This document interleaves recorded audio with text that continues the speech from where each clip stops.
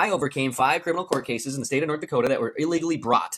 That happened because they did so without having proper pleadings, it's called, okay? These pleadings are also called citations, and those citations are also known as the uniform summons and complaint. Here's your ticket. We'll see you 15 days from now. You got to show up to court. What? Dude, you didn't get... Okay, I'll show you why these charging instruments, these citations, these charging instruments, these uniform summons and complaint, essentially what those all are called are warrants. And what a warrant is a contract. And so all of these things need to be properly issued. If they don't issue them, yes, many states afford statutorily the ability to amend the charging instruments after the fact, which is kind of screwy. Like, you know, I could just issue you a citation for like dealing some kind of substance and then make you show up to court just so that you can be like, hey, these are not like in proper form.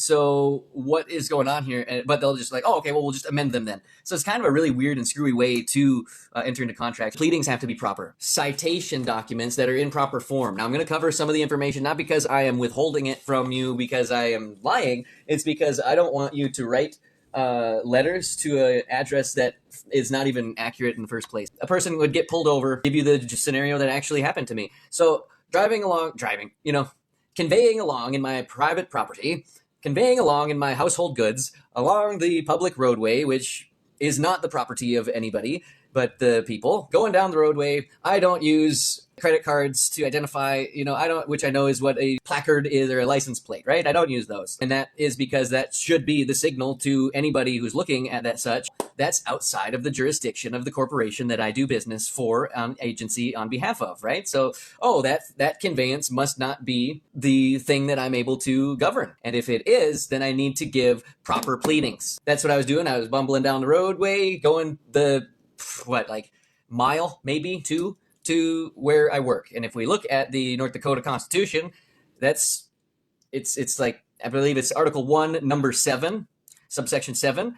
Pretty much if you interrupt a man on his way to work maliciously or otherwise, like, you're the one that has caused the crime. So that's exactly what happened. Got pulled over and tried to explain, hey, this is a private conveyance. Do you have evidence of a crime? Or you have reasonable articulable suspicion of a crime? And they kept citing ordinance violations. And I was like, okay, well, that's not a crime, so I'm needing you to call your supervisor. Anyway, long story short, they slapped me with 5 criminal charges and tried to proceed, right? And those criminal charges were brought in a way that was not proper. The pleadings were improper. So that is what I used to leverage the dismissal of the case. I made the city dismiss their own case because they didn't have proper pleadings, okay?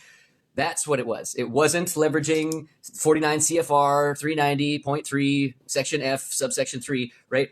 I didn't do that. So if you're looking at the very viral video on TikTok right now or otherwise of these other platforms, I didn't use that.